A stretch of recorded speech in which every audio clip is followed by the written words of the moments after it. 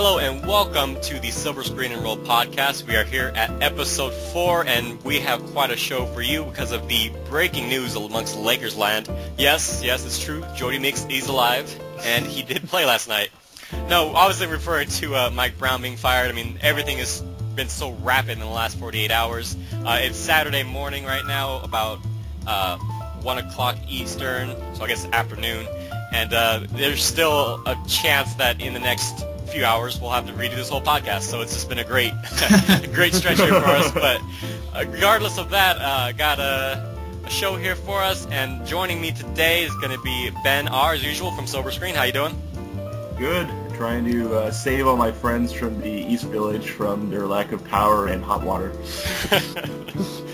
Blake, how you doing? You have power and hot water over there? I've always had power and hot water, and I feel bad that other people don't. And I have Emile, who joined us last week from Forum Blue and Gold in Hardwood Hive. How you doing, Emile? Doing well, thanks. And like Blake, my heart goes out to everyone that lost power and water. But, yeah, all's well here. All's well there. All right, gentlemen, so I guess let's just get rolling with this. 5 games into his season here after having a winless preseason, after getting bounced in the second round from the OKC Thunder. I didn't think he was the man for the job. You know, I've been preaching patience myself and, you know, looking at the numbers and what's going on. You know, the turnovers aren't really Brown's fault. You know, the defense isn't part of the Princeton. The Princeton is actually pretty effective, but clearly the front office felt otherwise. And even if he would have done well in this 6-game homestand that many people kind of figured he would have at the very least, you know, this could be an issue that comes up again in a month or 2 months or in the playoffs. So clearly they felt strongly about jettisoning him, and out he went, and it was shocking. I was just sitting at work just another day, pretty rapid, to say the least. No, like I said on Twitter the other day, I think it's just, if they knew at this point that the players weren't buying in, that they weren't really going to improve to the position they thought they were going to be in, and also as Jay Adonai put as a good point on PTI yesterday, that if the Lakers at home, they conceivably, even as terrible as they were, they probably could have won about 4 of those games, and then justifying firing Mike Brown for winning games would have been a lot harder. So it's easier to fire him now, get it over with, and then bring in the new guy, give him more time to implement whatever new system is for again. I'm inclined to agree with that. I mean, I think the issue becomes, first of all, Ben, I think the point you brought up is totally valid. I mean, I think any coach that steps in will reasonably win 4 or 5 of the 6 games on this homestand. And yeah, it's harder to boot a coach who's on the upswing than one that's sort of on the skids.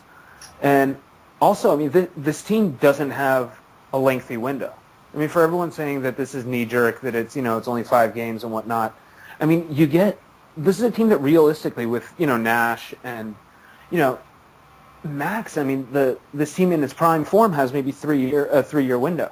I mean, if you start sort of frittering away half a season, 2/3 of a season and whatnot, you're really kind of burning through their useful life.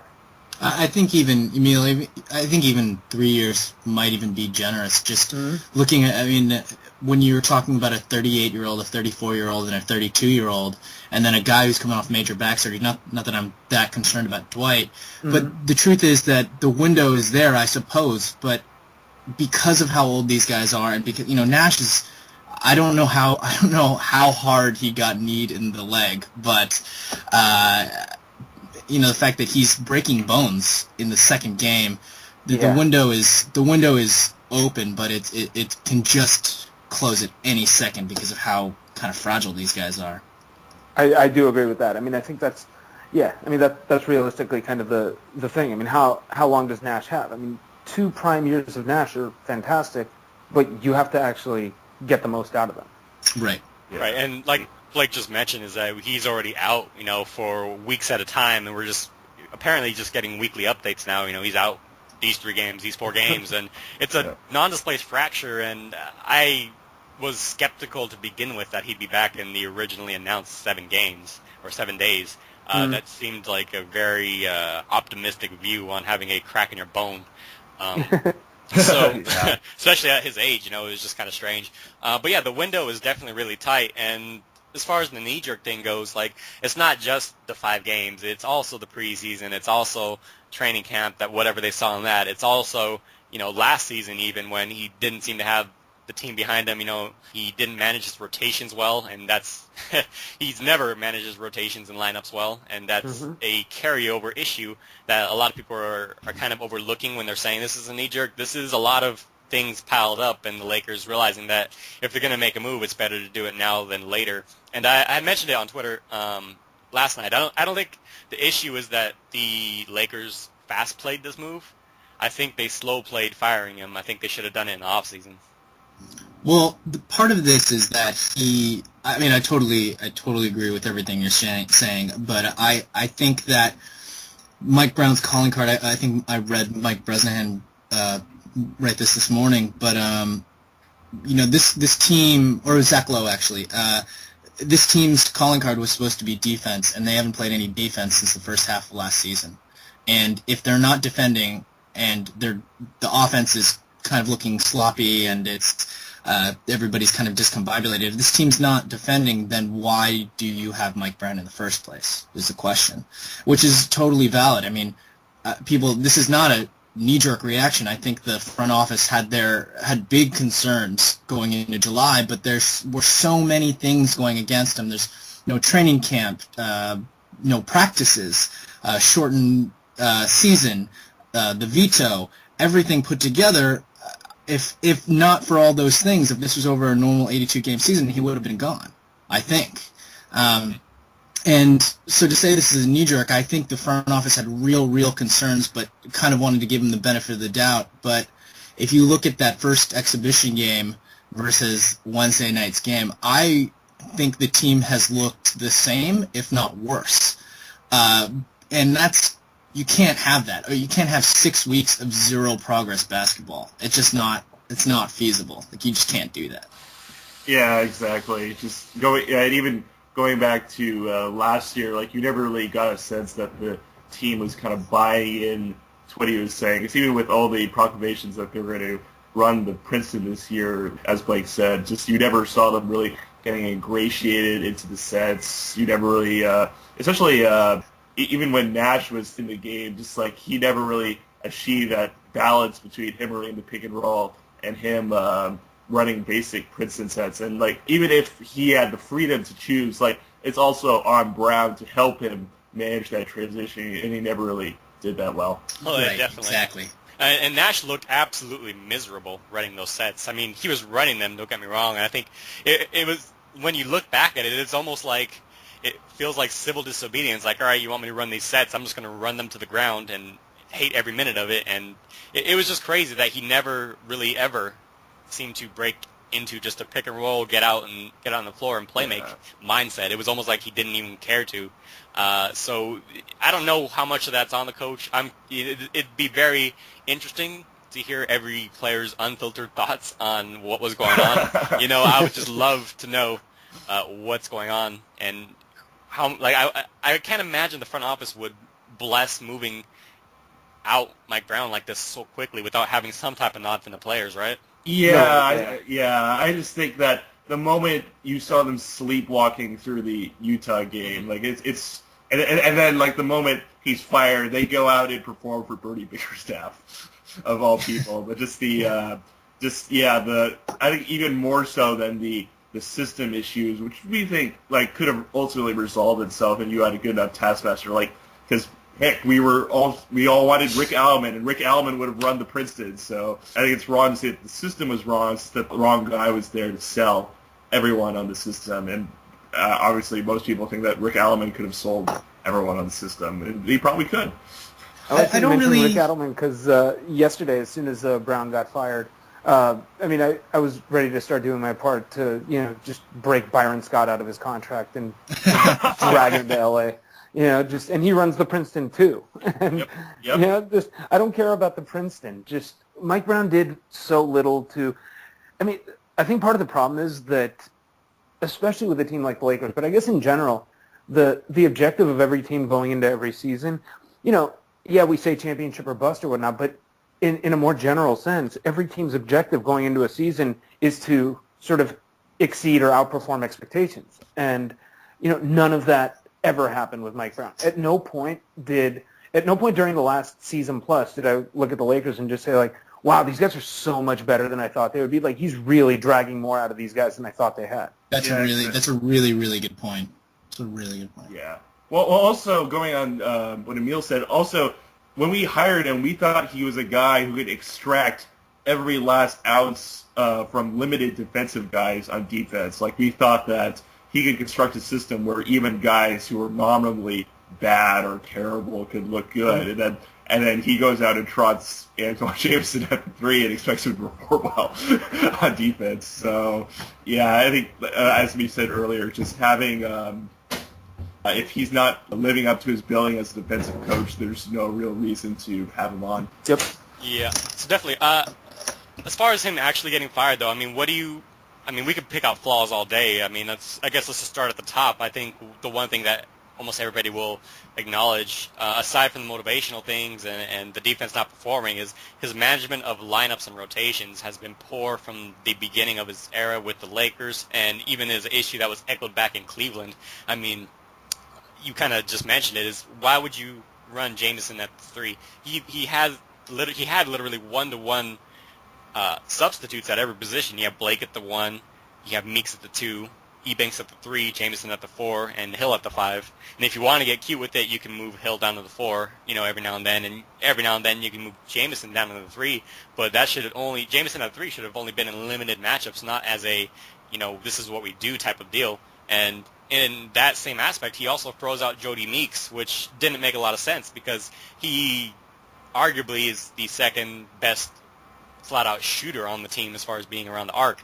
And with the team that has a guy like Dwight Howard who played in the 4-out-1-in, he's great at hitting guys that are open along the perimeter. And also with Nash, who obviously we didn't see him much in the regular season, so it's hard to really gauge how this would have worked out. But I imagine having a three-point shooter like Meeks along the perimeter would have helped him play make and given him some options. So I think maybe the number one thing that really was frustrating on a nightly basis was his management of the lineups. I totally agree. It's unconscionable to have.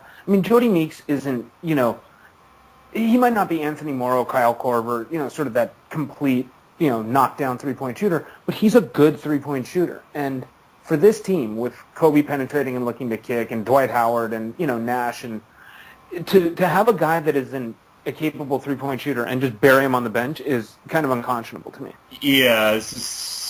Yeah, as you said, he's not that level, but I think just considering the team's issues and how hapless we look from behind the arc, like against Utah, we were 4 of 23, which is kind of ridiculous. Yeah, from behind the arc, and that just plays into everything else and the problems with the team. It's just also just thinking that, well, to be fair to him, like during the preseason, we thought that Ebanks is a floor spacer now. Maybe we should give him more minutes, and then that never really materialized during the regular season. But yeah, it was just emblematic with the rest of his rotational issues. And even going on that, just in terms of the regular lineups, like we expect Jordan Hill to play with Pau Gasol, we expect Jameson to play with Dwight, and even though simple things like that, which we saw last year worked out really.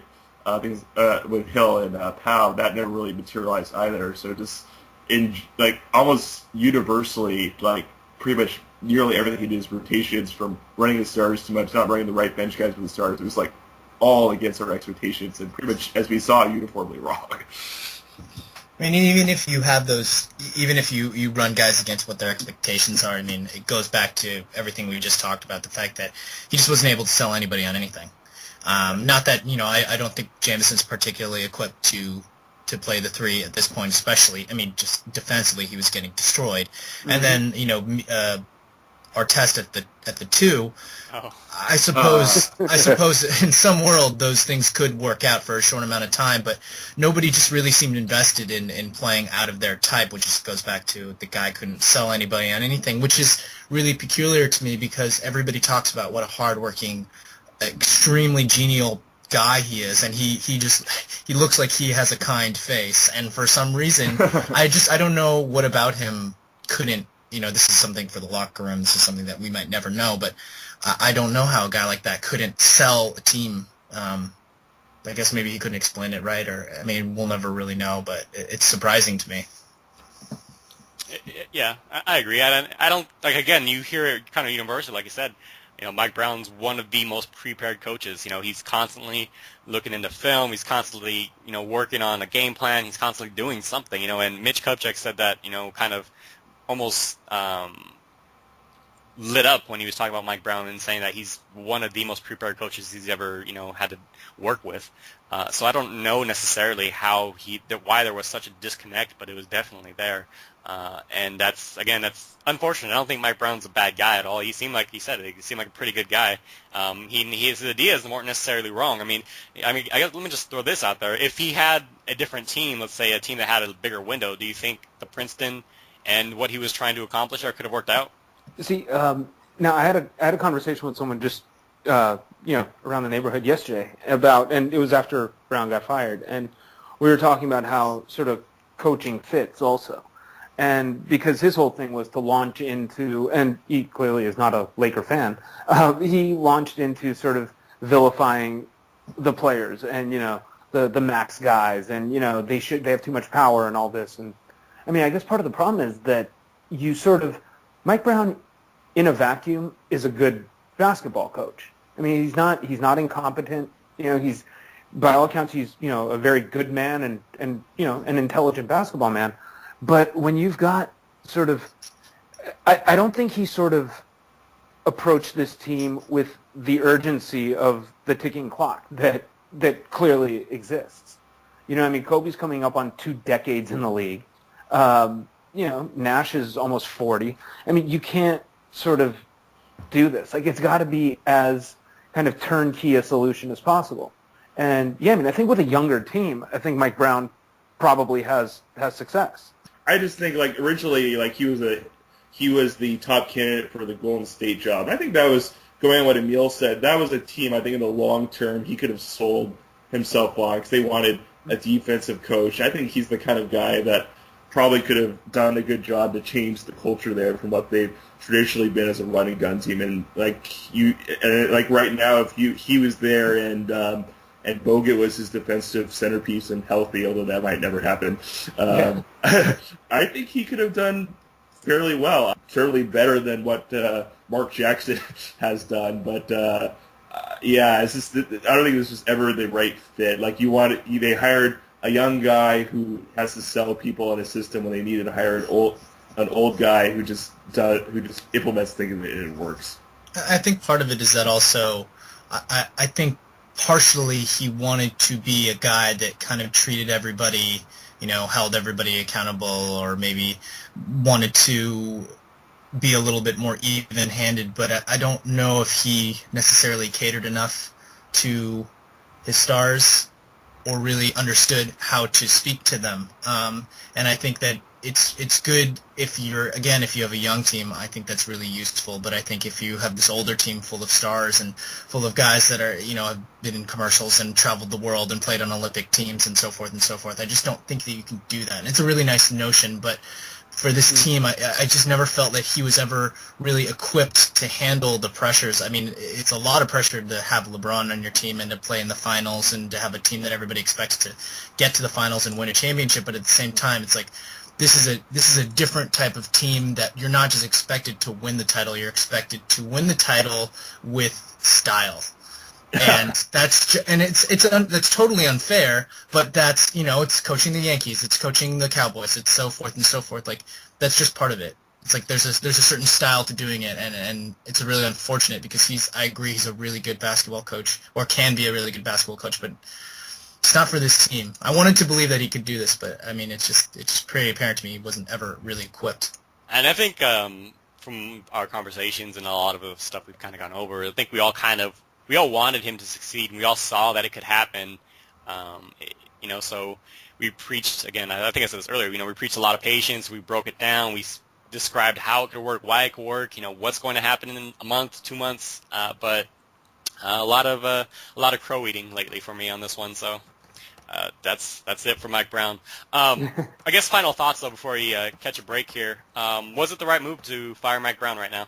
Yes, I just think if you know he's not the right guy, you have to get rid of him and get the new guy in as soon as possible. Like it's just and right now is the optimal time after a loss, right before a big homestand. Just get it over with, get the controversy over with, move on. Totally agree. I mean, I think the homestand is huge, and also I think there's the idea that this is not a team built for the long haul. I mean, if it's not working now, sort of striking while the iron is hot is the move with this team. You don't have a year or two to sort of hash things out. I agree. I mean, I think that bringing in a new coach, if it ups the percentage that the Lakers are going to win a championship by even 5-10%, this is a team that, again, is such a small window that even a 5-10% chance, even if it's going to cost you $10 million, you kind of have to take that chance because every little bit here it matters. I mean, you have to shave off the probability. I mean, of losing by any means. You have to do it. I totally agree with that. When you look at it kind of in that type of window, it becomes a game of inches, and it didn't feel like Mike Brown was inches away from winning a championship with his decisions and what he could do. It was a little jarring to see it happen before this homestand went down, with Steve Nash only playing a game and a half, with Dwight Howard still getting healthy, with Kobe Bryant fighting foot problems. But in the end, there's just, you got to see through the excuses and say, even in optimal position with the roster, is he making sound basketball decisions? Is he going to lead this team? And is he the right guy? And I don't think he was, and they went ahead and made the move when they're going to be staying at Staples for a bit. So I totally agree. It's a game of inches, and just move their percentages, as long as they get a proper coach, that is, which we'll talk about here shortly, in that direction. So, I'm glad we all agree there. We're going to go ahead and catch a quick break here, and when we come back, we're going to do a little word association. So hang tight, everybody.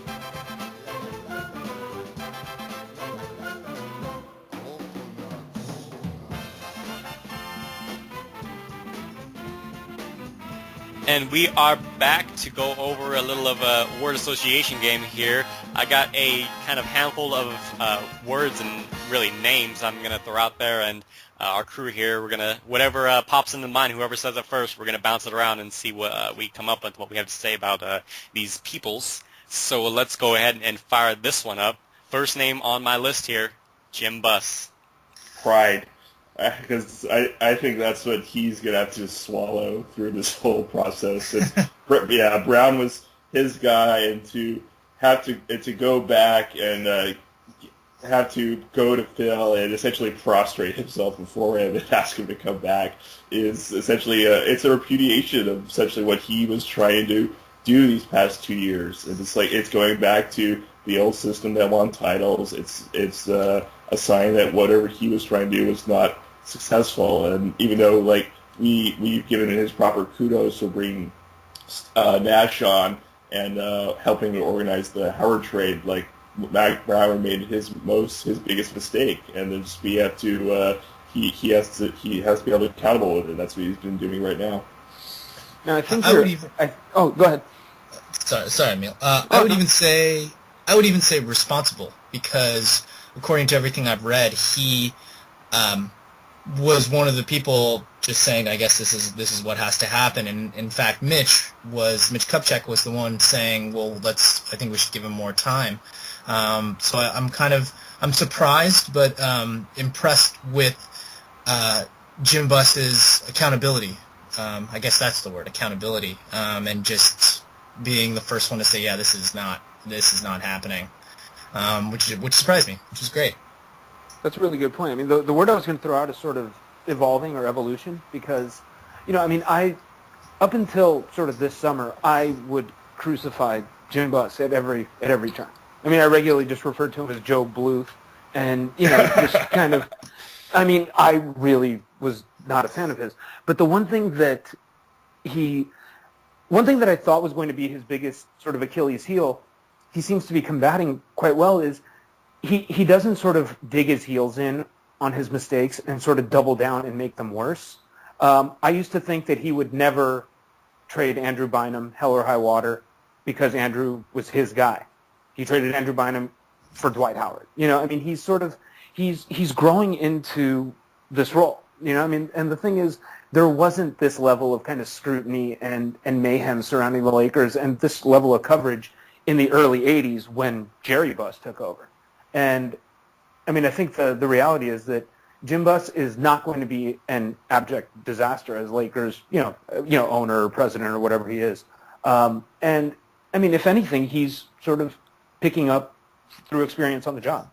Yeah, I think that's all very true. I think it was, they swept out Phil Jackson, Brian Shaw, the Triangle, other assistants that were even involved with Phil Jackson, and they were trying to get as far away as Phil Jackson as possible. This was going to be Jim Buss. This is his new team to run. This is a new era of Lakers basketball. This is his little baby to now kind of tend to, with Jerry Buss taking a limited role. I guess not limited, but decreasing his role with the team. And the fact that he went out and fired Mike Brown within this 5-game window is kind of him saying, all right, well, I'm willing to admit my mistakes. So the fact that he was willing to kind of just let him go, this was, hand-picked type of situation. And, between Bynum and Mike Brown being sent out, you kind of got to wonder, like, maybe Jim Buss is realizing that the Lakers organization is, kind of bigger than his name. This isn't, Laker fans don't look at it like, oh man, I can't wait to go watch what Jim Buss has put together. They're out there to watch the Lakers and they want them to win. And to turn a profit in a very convoluted CBA at this point, that's really against them with the luxury tax and everything like that. You want to win to make the most out of the money if you're putting that type of money out there. So I guess I'll on board to him. If I had to pick one, would be kudos because he let go of his coach. Well, I think to what Blake said also, with the responsibility thing. I mean, I think he's sort of come to the realization that in the role that he sort of inhabits, the buck is ultimately going to stop with him, and the decisions are ultimately he's going to have to answer for them, and kind of being decisive. And I think it's that. I think it's sort of being decisive and being responsible is going to be the way he's going to succeed. And I'm sure it's also a welcome sight for this guy here, Mitch Kupchak. I suppose relief. Like even if he was the guy who was trying to argue that Brown should be given more time, like he was the one who assembled this giant, like massive roster of top priced guys who, like we've said previously, have this very, very short window. So I think it also brings him, if they end up bringing him Phil, it gives him some sense of validation, like because it's the best chance for this roster to succeed. It's best for his legacy in the long run if he was the one who helped assemble this roster. He was the one who brought more titles. So I think just the pressure of him not having to figure out how to make this work for moves with Brown becomes a much easier task with Jackson in charge. I would say conflicted.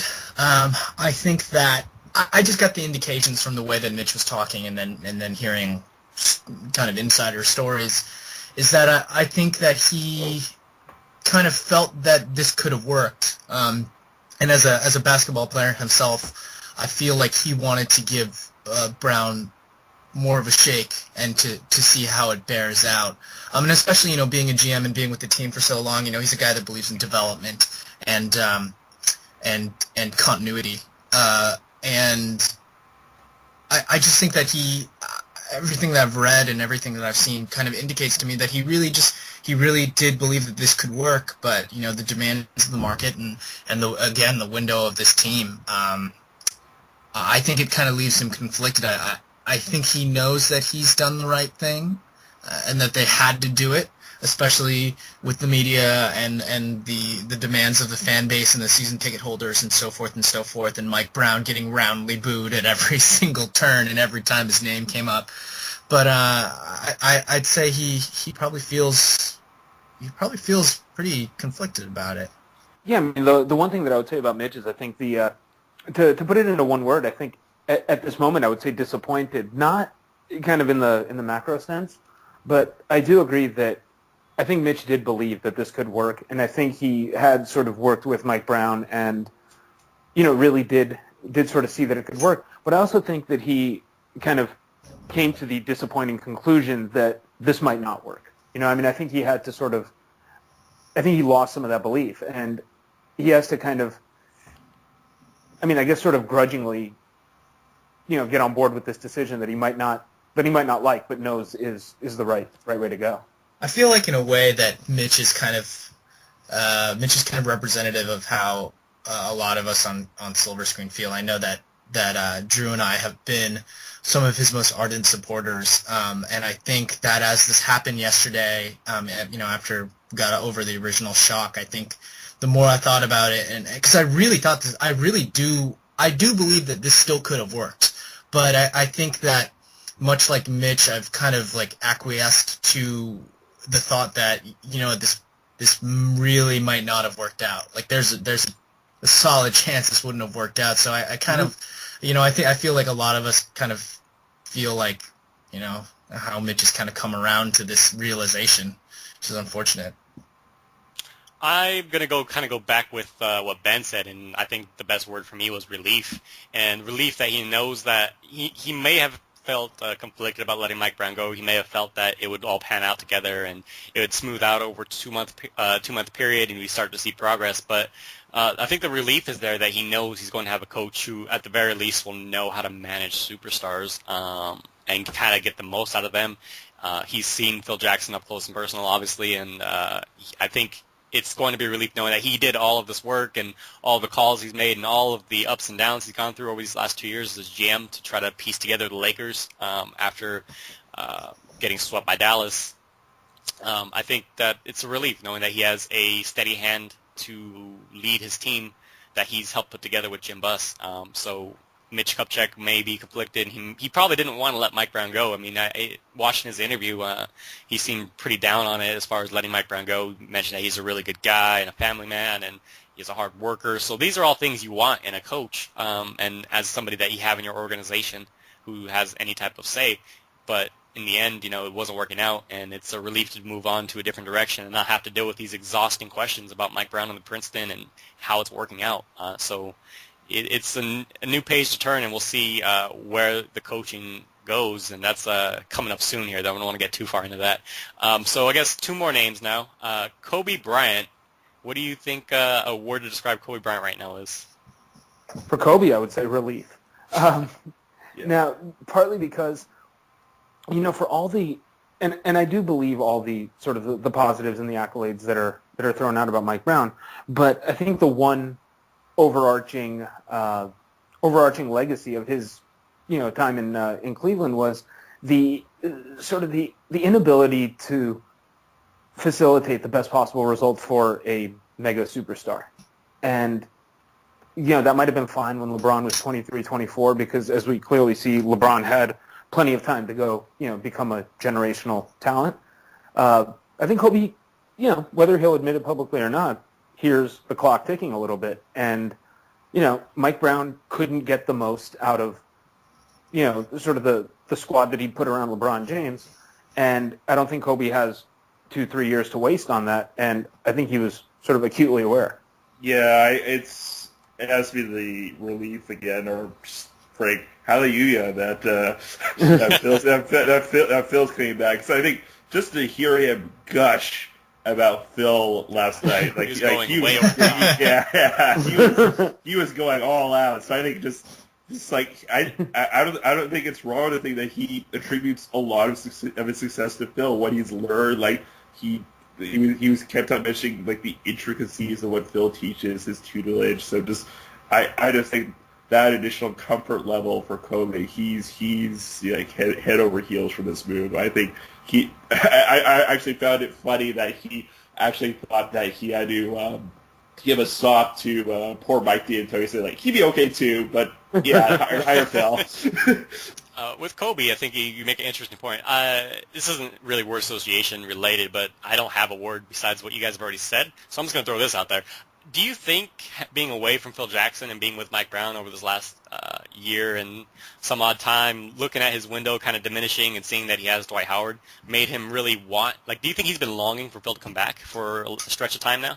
I don't think he ever wanted Phil to leave in the first place. It just sounds to me that, I mean, I read something like Kobe had mentioned last night about how he's been thinking about this for the last year and a half, that he couldn't give Phil everything he had because he was on one leg for the last, Phil's last season and so forth and so forth. And I just don't get the sense that I feel like maybe at the time he understood why Phil was leaving and that he had kind of lost the team a little bit, but I don't think he ever really wanted him to go, which is such a bizarre finality to actually think of, that Kobe, is like kind of pining for Phil Jackson like some, high school long lost love or something like that. It's just like Kobe just misses him so much. He's like texting him like, "Oh God, I miss you so much over here." It's just such a strange turn of events. And also, he's had Mike Brown for a year and a half, a guy who,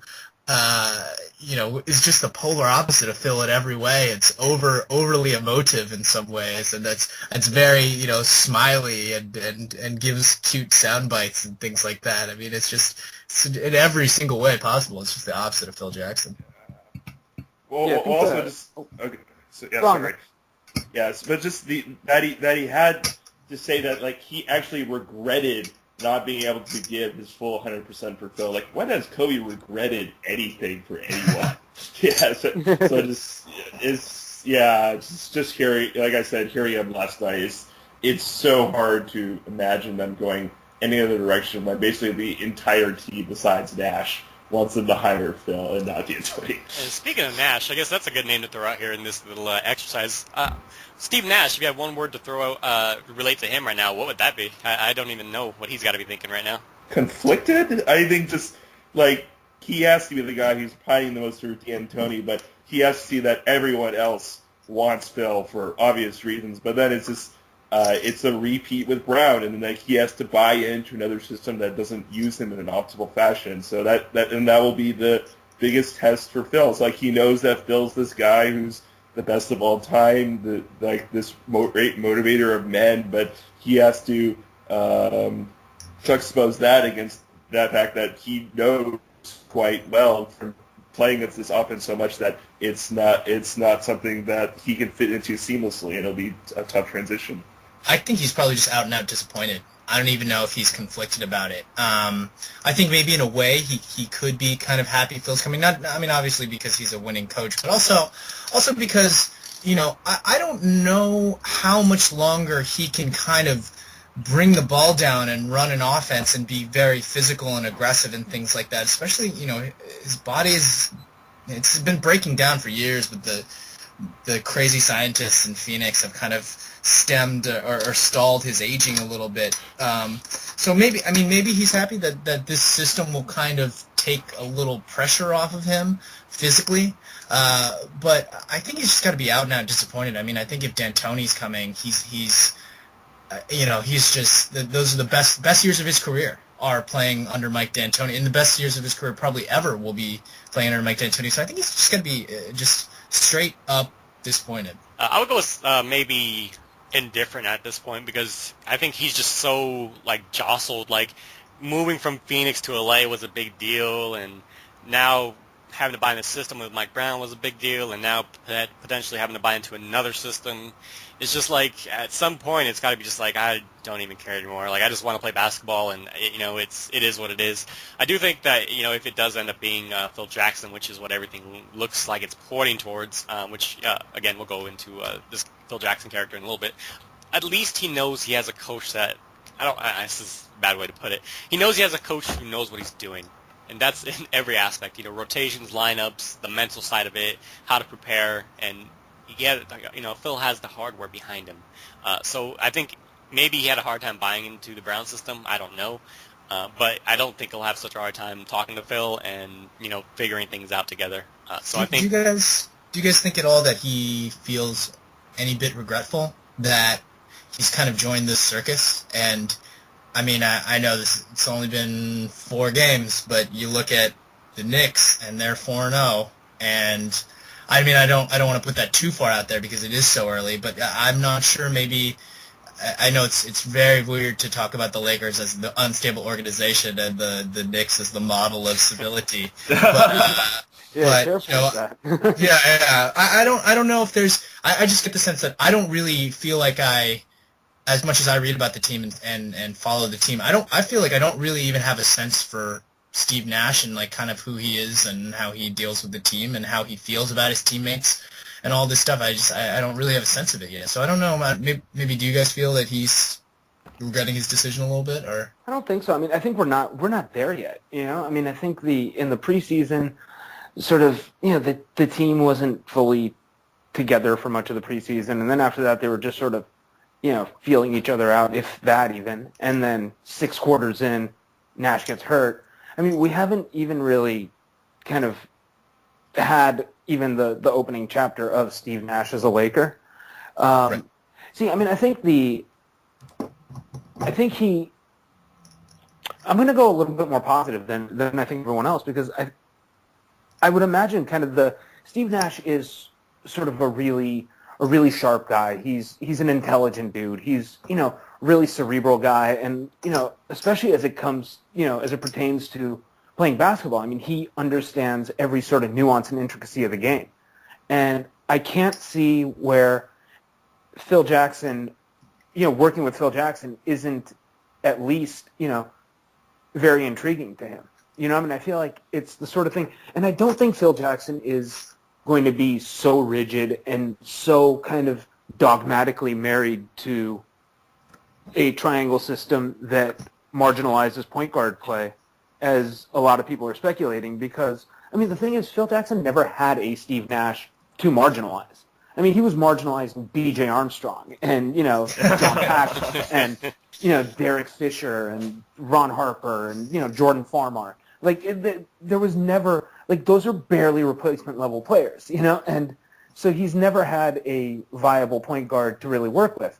And I feel like I feel like there's a certain element, too, that Phil might be seeking a new challenge, because, this is Phil's opportunity to come in and work with a phenomenal point guard and sort of show that he can do it that way, or see if he can do it that way. I have to agree that in just terms of Phil's competitiveness, he has to see this as a challenge he moves into and just like rights the ship. Everything goes peachy and they win a title. But also, I think like Nash in and of himself is probably one of the biggest challenges he's had to work towards in terms of adjusting his system for. Like he's never had someone like Nash. Like even with Kobe, his time with Jordan, obviously prepared for that. With Howard now, he has Shaq as an example. Like he's never had someone of Nash's caliber. So just as Roland Lazenby's been tweeting all about on Twitter, according to Tex Winter, the triangle at its base is always a very simple system. So he thinks that Phil should be able to adapt that to basically talents of whomever, and then that includes Nash. So I think just that he'll have to so drastically shift what our conception of the triangle has been for this past 2 decades to incorporate someone like Nash. I think that's just the sheer novelty of that. I think that's a big part of why he's coming back. I totally agree, but we're going to go ahead and catch a break here, and when we come back, we're going to go into our mailbag questions, which, we'll talk about it when we get there, so hang on, everybody.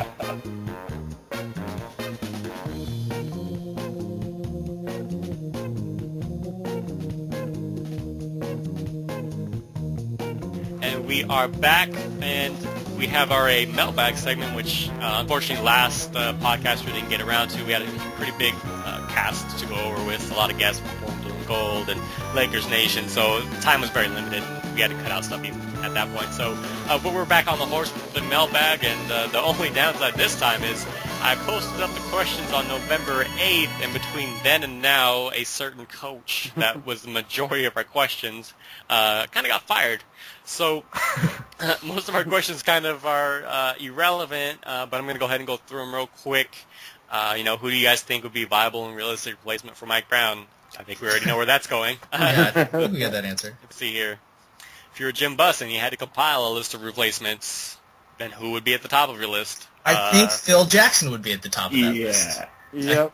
You guys are on it. Yeah, just a thought. What kind of player rotation would you most like to see on the Lakers? One that involves Jody Meeks. How do you guys feel?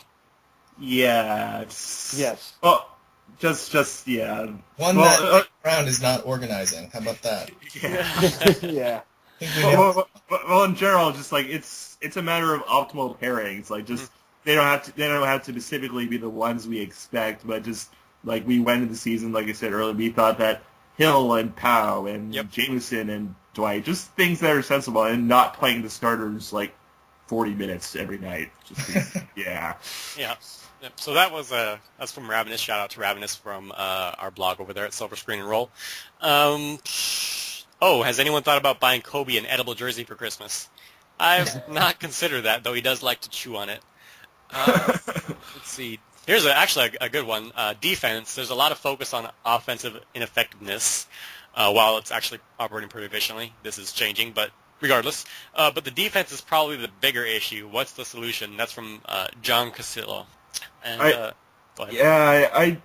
It's mostly Dwight returning to form. Like even last night against Golden State, he looked much more bouncy. He absolutely obliterated like a number of people under the rim, as he is wont to do. So just as he returns to form, and also once they get the new offense down, they crack down on turnovers. Teams are running on us at a single beat, and hopefully whoever comes in will, as soon as Phil comes in, since that seems to be inevitable by now, like courses everyone with his mind trick to run back in transition, including Kobe, will solve that. So I think once those two things are solved, we won't be like a lockdown defensive team, but we'll be definitely way above average.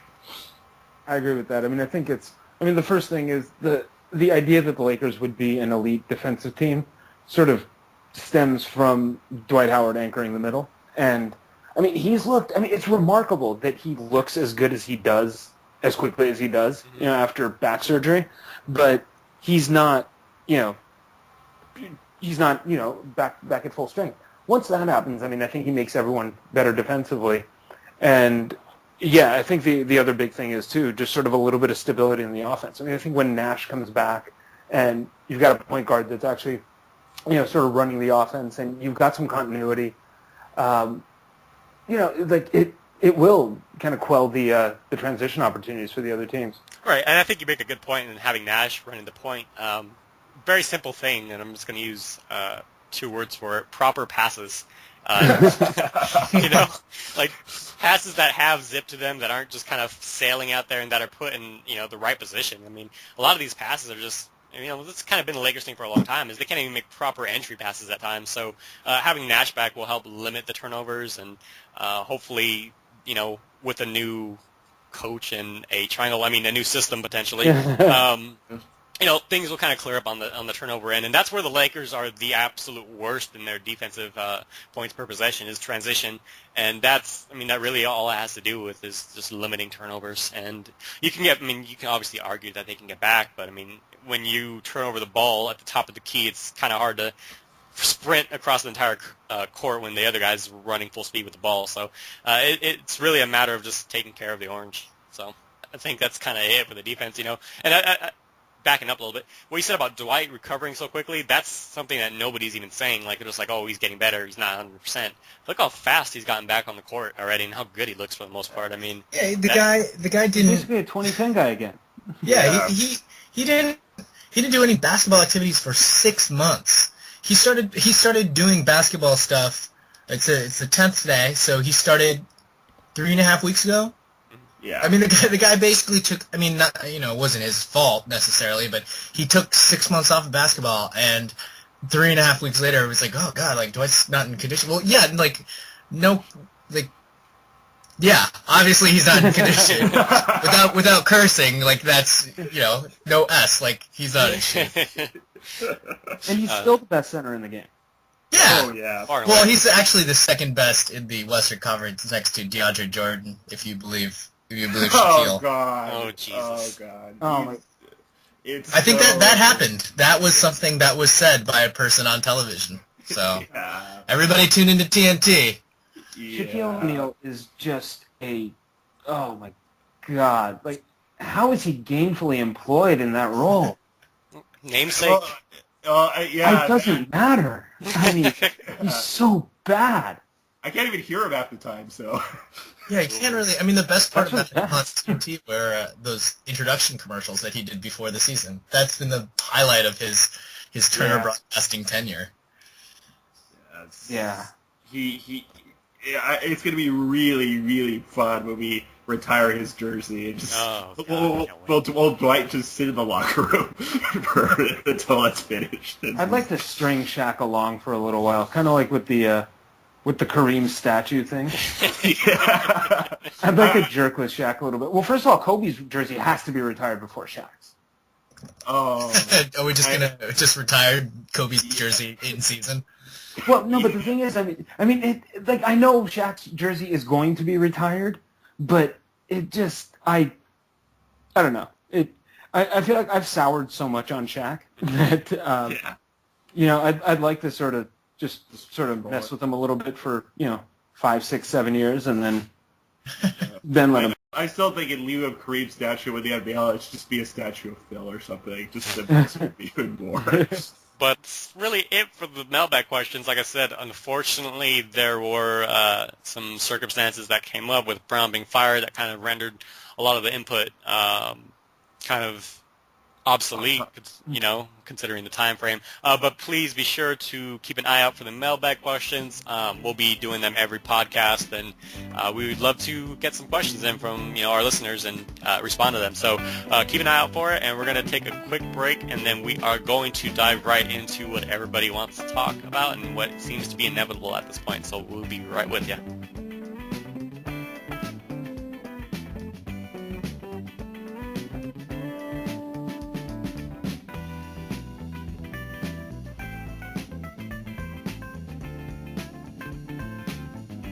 Welcome back to the Silver Screen and Roll podcast, and now it's time to talk about the big news, bigger news than Mike Brown being fired. Phil Jackson is basically a shoo-in candidate, not even shoo-in candidate, he's basically the coach of the Lakers right now. It's looking at like a 95% according to LA Times. Sources are going wild, they've already met, the Lakers aren't taking calls from anybody else. It looks like they are matching up to be together once again. I don't even know how to even grasp this thought. 6 months ago, we were looking at Mike Brown, Andrew Bynum, and Ramon Sessions was leaving us, and all of a sudden we have Dwight Howard, Steve Nash, and apparently Phil Jackson to be on the bench. I mean, what a crazy turnaround for the Los Angeles Lakers over the last few months, and my head's still spinning since Mike Brown got fired, but I didn't think the traction on bringing Phil back would pick up so quickly. Yeah, I think you're right, the sheer speed in which the story went from, it's all, they have no short list to, it's D20 or Phil, and, no, it's definitely Phil. Phil's coming. Just the sheer speed which with that happened was pretty amazing. Well, also the fact that, I think yesterday on PTI and Around the Horn, basically everyone was saying, yeah, let's Phil's in your back pocket. This wasn't a great move, and yeah, here he is. Yeah, I think the speed with which this whole thing is moving kind of ties into what we were talking about with the dismissal of Mike Brown and kind of the composition of the whole team. The one luxury that this team doesn't have, for all the money and all the talent, time isn't really a luxury that this team has, and so if you're you can do sort of we're going to have an interim coach for a couple weeks while we try to woo Phil and everything else. No, they've probably been talking to him, I would imagine, maybe for at least a couple of days, and we got to go. This needs to be a 48-hour process. In 2 days we need you on the sideline, or in 3 days or whatever it is. They needed a guy.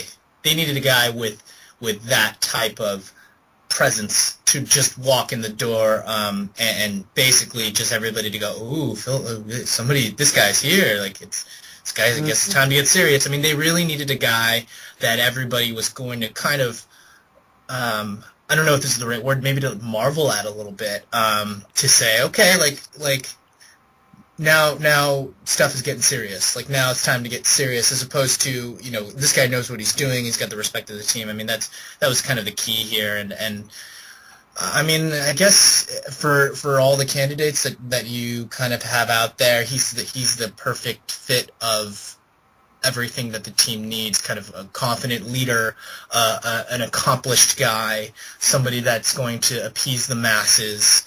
The fans, not just the fans, but also the players, everybody in the front office, and to kind of something that I guess I haven't really heard a lot about, but to kind of inspire fear a little bit into other teams.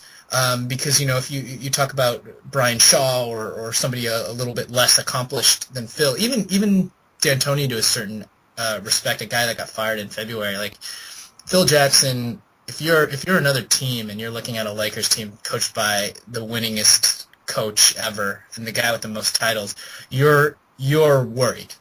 Like, there's no question that you're worried if you're another team. Even though this is midseason and everything that's happened, you kind of say, crap, Mike Brown is out and Phil Jackson is in. I mean, what kind of effing statement is that? You know what I mean? Like, Mike Brown is out, so we're gonna go get Phil Jackson. Like, and just for it to materialize over a 12-hour period, it's just like this Lakers team has so much clout and like so much power. Like, we all should be so happy we're Lakers fans, and this is not like Milwaukee or something like that where we're hoping for Brian Shaw. That's like the best case scenario. The sheer horror this will elicit in a Bill Simmons column, I am totally looking forward to reading. Bill Simmons had a like a little paragraph in the beginning of his picks yesterday just about how he was like secretly he hadn't spoken about Brown at all because he wanted the Lakers to keep on keeping him on in the organization.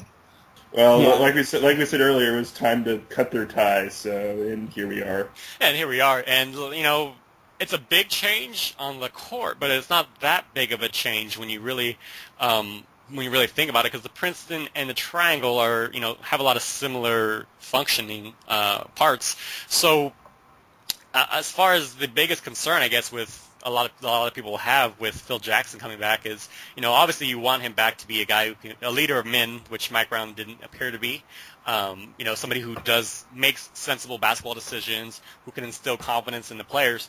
But the Triangle is going to kind of minimalize Steve Nash. Is going to be the fear, at least. But I think the thing that we have to consider is Phil Jackson's probably one of the greatest basketball minds, and I can't imagine that he's just going to be like, Steve Nash, we're doing the Triangle deal with it. I think there's going to be some adjustment into the whole system itself to kind of highlight Steve Nash. How do you guys feel about that? Yeah, I mean, I think that's kind of the thing. I mean, so the running kind of statement now is that, Phil's going to come in and marginalize Steve Nash. I mean, he's never had this guy before, and I mean, I think, it's one thing when you talk about the B.J. Armstrongs of the world and, Derek Fisher and Ron Harper and, old Ron Harper too. And, that's one thing. I mean, Steve Nash isn't Jordan Farmar. And Phil Jackson is an extremely intelligent man, and he knows, he gets that. And I think he's very adept at sort of using the talent that he has at his disposal. And I don't think he's so rigid and so kind of dogmatic that that he'll willfully kind of, neglect or marginalize one of the best point guards of all time, or at least of this era. Yeah, I agree with that. I think part of the novelty for him coming back to the team right now is just Nash is there. It's a challenge for him. He's never had, like Emile said, he's never had to deal with someone of Nash's talents, and he obviously the Triangle would obviously be better with Nash in the Derek Fisher role. That's obviously, as we saw, it's not an optimal use of his talents. But I think also there has to be give back for both sides. Phil has to give Nash the comfort zone, which he can run what he's used to running, the pick and roll with Dwight and Powell and so forth. But also I think this is where Phil, the leader of men, the guy who gets people to buy into his system, comes in. Just it's hard to believe that Phil, of all people, wouldn't be able to sell Nash on his vision for where he fits into the at least a modified version of the Triangles, versus Brown, who clearly, by all accounts, has failed in his attempts to do the same with Nash and the Princeton. And I think another kind of underrated aspect is people aren't really necessarily looking at the two-man games that Phil Jackson put. Like, for example, Kobe and Powell had some great two-man game I don't want to say sets, but they played a great two-man game between them a lot, and to great success, especially against like Orlando in the finals. And I think that he'll definitely get Steve Nash at the very least in some great two-man game positions with Powell, Kobe, and Dwight Howard, obviously. So I think that he'll be able to tool with that, and I think that's again part of the draw to coming back to the Lakers. He has a new kind of set of tools to play with, and he's never had a Steve Nash. He's never had like a real true, I can handle the ball, I can shoot, I can play make, I can do it all. Elite point guard like that. And the other obviously thing is, you have Dwight Howard at center now, and that's not Andrew Bynum at all. This is like throwback Shaq. This is a guy who's worked better in the triangle than Shaq because of his work ethic, over a long-term period. I mean, this is huge for Dwight Howard and Phil Jackson. I think it's a great fit. Dwight Howard has to be beaming at this point. He was happy to come to the Lakers, and he's got to be even happier now that knowing that he's going to be in tune with one of the greatest coaches of all time, he coached one of the greatest big men of all time. Well, let's get one thing right. Like, there is nobody like Andrew Bynum on this planet. So that's one thing. But also, I have this question for you guys. Like, I'm actually, I think we're all in agreement that we're a little bit less concerned about Nash than would kind of be superficially apparent, running him in the triangle, so forth. But you have I believe there are only 5 or 6 holdovers from Phil's last time that have any experience in the triangle. So you have guys like Jameson and Hill and Darius Morris, obviously, who have never, and Jody Meeks, that have never played in the triangle. Do you guys have concerns? I mean, everybody's got concerns about this bench. I mean, what are your guys' concerns about the other guys, the role players running the triangle? Well, at least in that regard, like, they already were having trouble running the current system, so I suppose it's not that great of a jump to have them run a sort of similar system. So I think we mainly look at it in the prism of how the stars fit into it. So I think that trickles down to what everyone else can do. So obviously, Kobe and Powell, it's no problem. Dwight, as we frequently say, like, the triangle's easiest to learn for centers. Dwight Powell walked in on day one and was destroying people. So that should be fine for Dwight. So beyond the Nash acquisition, I think once Nash gets into the flow of the offense and is helping to direct everyone else, I think it will come in naturally. Also, just the fact that the people on the bench, that the Meeks, the Jamesons, so forth, have a much more limited role. They don't have to think that much in terms of what they need to do. I think that also aids the transition. And also, that's a really good point. So I guess with Phil Jackson returning, though, there's also the interesting piece of they're trying to bring back Kurt Rambis and Jim Clemens, I believe, who's in China. We discussed kind of in between the show. Do you think that there's going to be any holdovers from the 85,000 assistant coaches Mike Brown had? well, check first. Yeah, go ahead. Yeah, I think you were going along the same lines. From everything that I've sort of heard and read, Chuck Person is held apparently in very high regard, and I would imagine he'll probably still be around. I don't imagine Eddie Jordan will still be there, and I'm trying to think of. And I mean, I suppose Bernie Bickerstaff, is kind of a veteran enough guy where Phil might not sort of cast him aside. He might get a bit of a minor role, but I imagine he'll probably stick around. With that, though, I mean, I guess the thing is that Phil's always kind of liked having the guy he can groom, which is, Brian Shaw, which to all accounts I've read is not available. That he's with the Pacers right now, and I don't think the Pacers are allowing anybody to even speak with him. So he won't have kind of that sidekick, and the issue is with Phil is he doesn't like the traveling over an 82-game season, and he'll have to, I assume whenever they get to an agreement, this is going to be a big point of contention between both sides, how to work this out. It'll be curious to see I assume that on a few of these road trips, he'll just send out Kurt Rambis, but I don't know that the Buss family wants to kind of run that type of role. I think they'd be much more comfortable with Phil being around for every game. I really don't think the Buss family has to say at this point. It's something that they can do, considering they pretty much come to Phil on their hands and knees and are asking him to come back. But in terms of Shaw, I think it wouldn't be outlandish for him to come this offseason with the assumption that he's eventually going to take over. Since if we're moving back to film, like I think the team has come to grips with the fact that the triangle is something that's here to stay. And at least that's my hope that happens, because the sheer horror of Kurt Rambis becoming a head coach in the near future.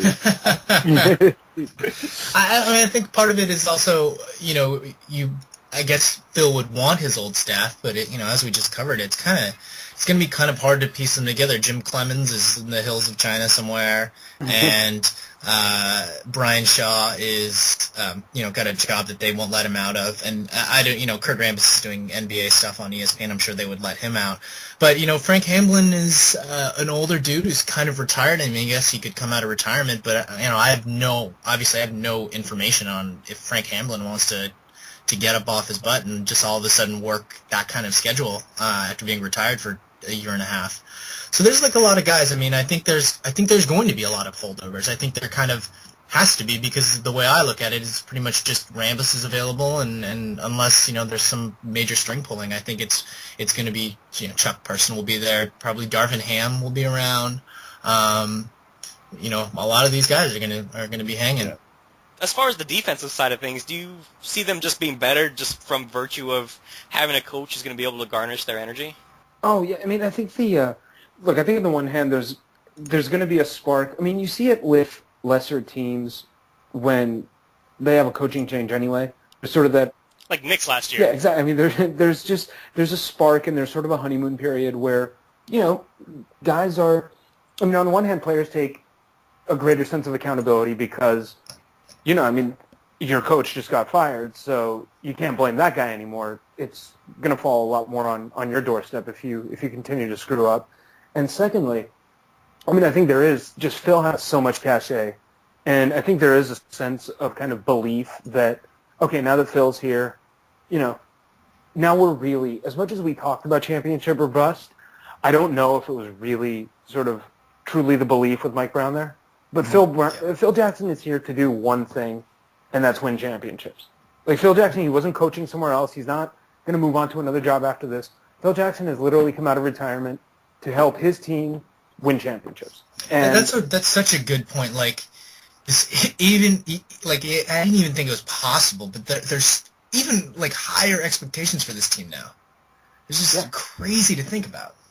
It would be like we talked, I think, earlier in the year, what constitutes success this year. I think just the mere act of putting Phil in the equation basically means that if we don't go out like gangbusters in the playoffs and rip off something like 0-1, it will be a vast disappointment to all involved. Do you think this... I mean, how far do you think this will move the needle this season alone? I mean, I guess my first question before we even go, how long do you think Phil Jackson's going to work out this contract to stick around? Is it going to be 3 years with Steve Nash, 2 years with Kobe, or, what do you foresee this contract looking like, even money-wise? It's hard to even put a gauge on this. I guess maybe, I would imagine this year and maybe next, and then, they'll kind of talk beyond that point. But, I mean, it's got to be, probably 15 per? Yeah, that's like max money almost. It's maximum player money, basically. We'll kind of know by the time this comes out. Pretty sure we'll know the exact contract terms. I'm sure by the time this podcast releases, he'll be hired on, and we'll be way behind. But regardless, I think that's a pretty good figure. Probably 2 years, and because you don't know the situation with Kobe yet, they still got to sort that out. And 15 mil at least, and maybe a little slap on the butt to Jim Buss or something. Well, we already lost. That's $11 million in sunk costs to pay Brown off, and Phil's going to get at least, like we said, 15 per. I think even the Knicks, when they were trying to hire him before they decided Woodson, were prepared to go 20 per or something, because hey, they're the Knicks. They print money until someone else signs Jeremy Lin. Yeah, I mean, I think the thing is, fortunately, I mean, not that $15 million is any sort of bargain, but I think the Knicks were going to have to just throw some sort of unconscionable number out there because they they weren't very good, and they were trying to lure Phil out of retirement for something other than kind of the idyllic surroundings of LA. Yeah, I mean, obviously that, and plus Phil would have to deal with, like you said, the Knicks, who weren't exactly in a great position to contend, and obviously Phil doesn't want to sit there as a middling team. He wants to go for championships, which is why he's obviously was quick to jump into the action with the Lakers. I wonder, I mean, I'd love to know how long he's been hawking this job. Like, he's been at the practice facility, because obviously he's involved with Jeannie Buss, and he's been around the organization, in this whole process. So I'd be curious to see, to know how long he's been kind of plotting this whole move. 'Cause with Dwight Howard and Steve Nash, he's got to look at this roster and just think, I have the same, Kobe and Powell, foundation blocks, and I have these two more pieces. Like, this has to be exciting for Phil Jackson. I think he knew as soon as Mike Brown got hired. I think he was just sitting there kind of saying, not like the Lakers, once they hired Mike Brown, he just kind of sitting there stroking his pet cat or whatever, and just waiting for this exact moment where everything would hit the fan, and he'd just swoop in like some kind of crippled Superman and just save everybody's ass. Yeah, I think obviously, yeah. The fact that he's having to come in and kind of put out a fire, like, has to put a big smile on his face, because the way that the Buss family handled, getting rid of him and everything, and Xing everything Phil Jackson out, like, this is the ultimate, like, I gotcha. Yeah. Like, this is the ultimate gotcha moment. Yep. I mean, this has to be the pinnacle of what kind of the aura of Phil Jackson's been building to, right? I mean, it became sort of, he came from the Bulls to the Lakers. The Lakers had, the young Shaq and Kobe. They couldn't get over the hump. He got him over the hump and won 3 in a row. He left, because he and Kobe couldn't get along. Kobe was sort of petulant and uncoachable. And he comes back, they reconcile, and he and Kobe rip off another 2, make it to the finals 3 straight years. He leaves, this time on good terms. And now they're like, hey, look, we went out and got the best center in the world and an all-universe point guard, and it's still sort of not coming together. So could you please come back and help us again? Yeah, no doubt. I think just the mystique of Phil Jackson needs no more validation at this point, but just it's so ridiculous at this point that just like we said earlier, like, other teams have to be actively, like, thinking about this. Just like the fact that very few, there's, like, most of the time you want your coaches to just be to be neutral. You don't want them to you just don't want them to harm the team. And so to have one of the few coaches that actively makes your team better, like, arguably the best coach of all time, it's a huge game changer. Yeah, that's the thing. There's so few coaches that are legitimately difference makers. Yeah, I mean, you probably name them off the top, like, on one hand, Greg Popovich, Rick Carlisle. Phil Jackson. Rick Carlisle, great Yes. coach, definitely. Doc Rivers is another good one. Rick Allman, who we wanted originally. Yeah. And Vinny Del Negro. So, well, Vinny Del Negro does make a difference, but I don't know if it's a difference that you're talking about. He did outlast Mike Brown in L.A. That's Jesus, an accomplishment. That's bad. That's bad. Although the Clippers love letting coaches linger around. How long was Mike Dunleavy there? Like 6-7 years. Yeah. I guess final thoughts, though. I mean, final thoughts on this? What's more surprising, firing Mike Brown in that 5-game window, or how quickly Phil Jackson's come back into the picture? Probably firing. I would say firing Mike Brown. Just because, I mean, there was the dreaded vote of confidence, but also I just didn't. I didn't get any indication that he was in that much of trouble already. I mean, because like everybody was kind of saying the right things, and there was, I guess, the death stare or whatever you want to call it. But Kobe was saying all the right things, and Powell was saying all the right things. In terms of body language, it looked terrible. But in terms of the rest of it, I mean, the timing makes sense now. Now that it's happened and it's been explained. But going back, even 3 days ago, you'd be hard pressed to talk to somebody who would, have real rationale to fire Mike Brown other than, he's terrible, he needs to go. Other than, that kind of reasoning.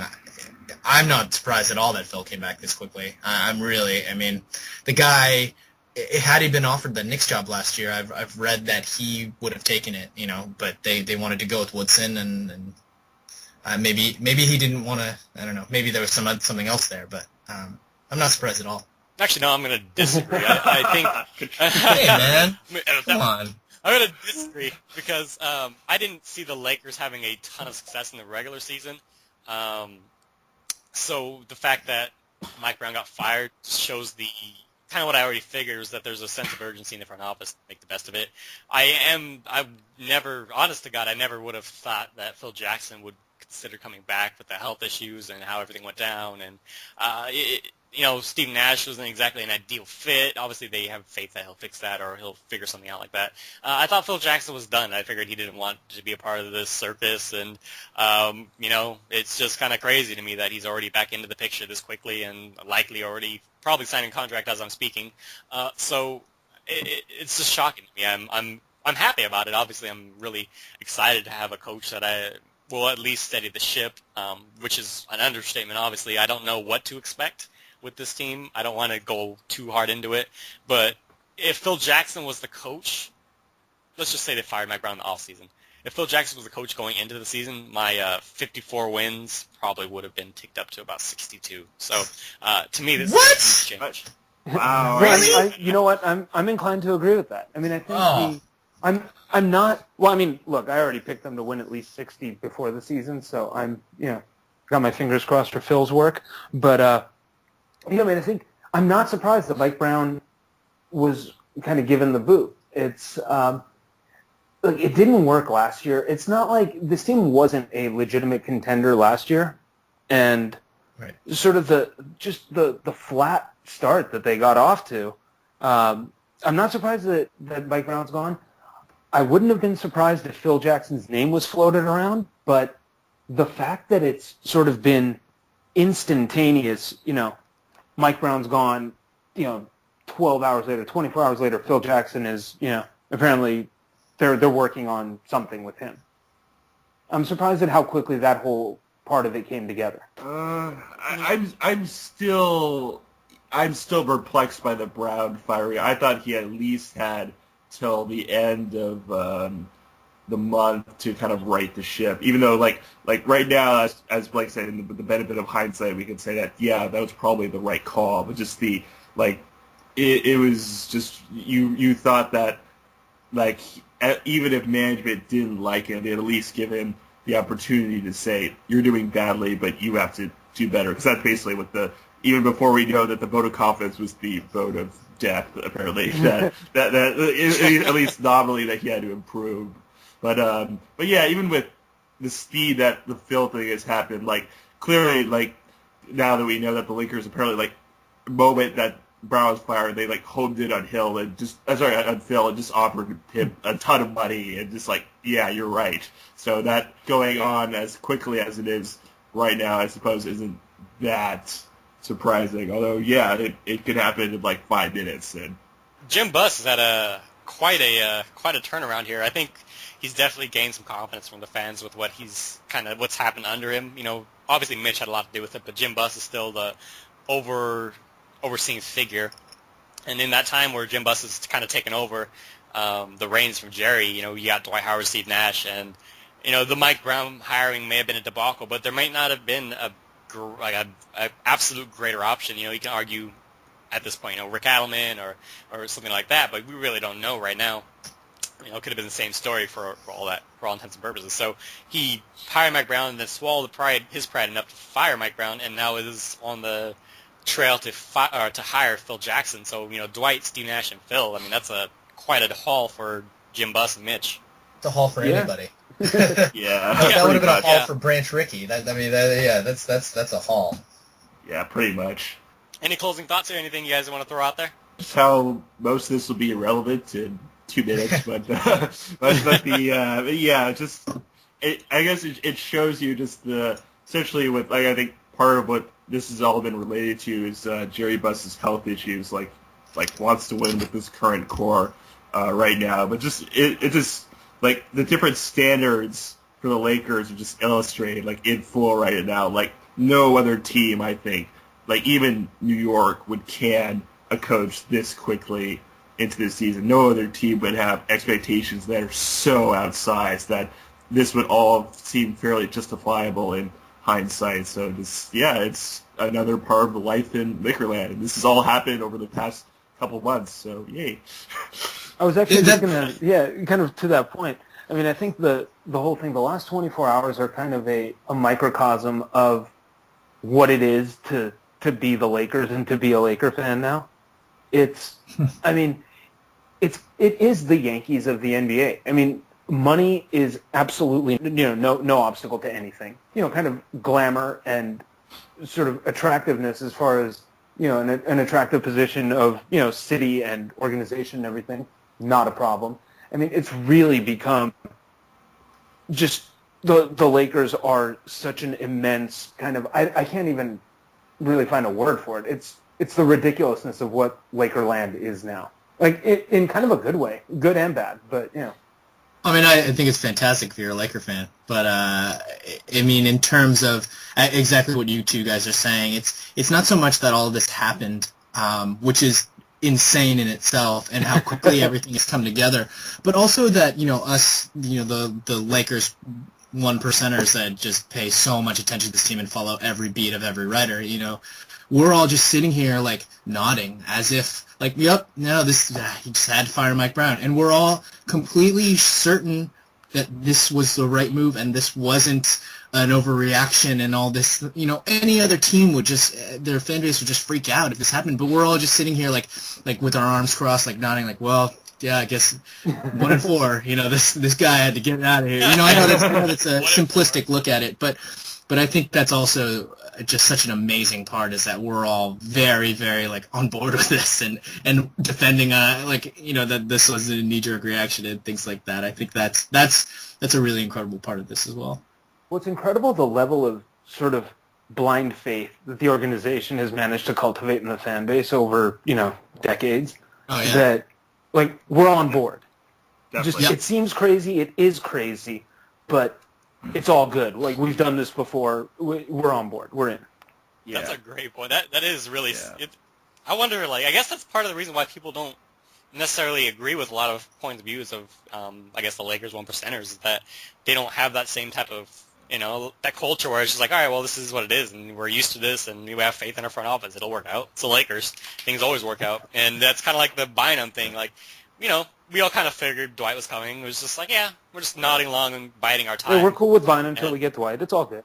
Yeah, exactly. And you know how much heat we got for just like, Bynum's cool, but Dwight's better. And it was always like, well, you guys don't even appreciate Bynum. It's like, but we'd like, we want Dwight. I'm sorry, we want the absolute best. We don't settle for less. If we could trade Bynum for Dwight, we'll do it in a heartbeat. And obviously we did. And on our own terms at that. That was the great thing, is that it didn't turn into a pal scrap fest.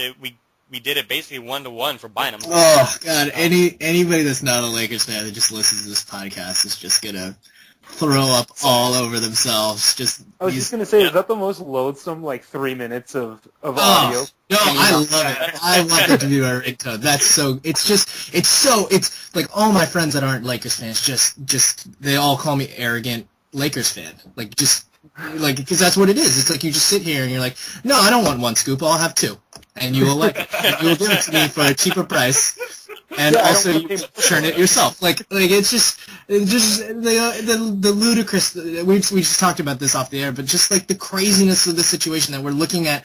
We're looking at a Phil Jackson coach Lakers team with Dwight Howard, with Steve Nash, and this just all happened after the worst case scenario. I mean, this is why everybody hates us. That's why everybody hates us, because the worst case scenario would be that your coach gets fired 5 games into the season, and we're staring at a Hall of Fame coach coming in and saving the day.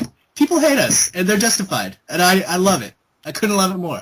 Yeah, I agree with every word you just said. I totally agree. Although it made it especially jarring when, good God, when Bill Plaschke went on ESPN and was just ripping the hell out of this move. It just I didn't see this. He thought it was pure panic. He thought, like, although he did put the caveat that, like, if Phil's coming, this is okay. But then he was like, it was just like he was insufferable on ESPN about this. It was pretty reflective of the quality of his writing most of the time. But yeah.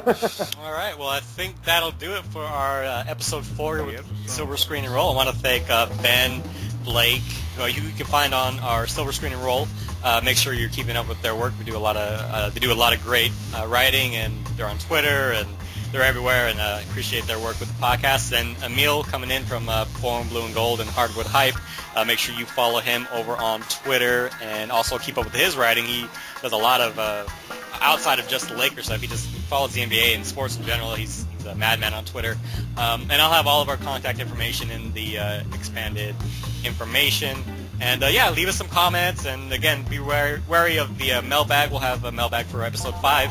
And let us know what you think about this. What do you think about Phil Jackson coming back? And what do you think about the Lakers right now? Is it a time to celebrate? Even though we just fired a coach and we're at a 1-4. So 2-4. Thanks for joining us. 2-4 now. It's 2-4 now. 1-4 when we kicked Mike Brown out, so we could let Bernie Bickerstaff take over the show. Yeah. So anyway, thanks for having us, and thank you guys for coming on. Yep.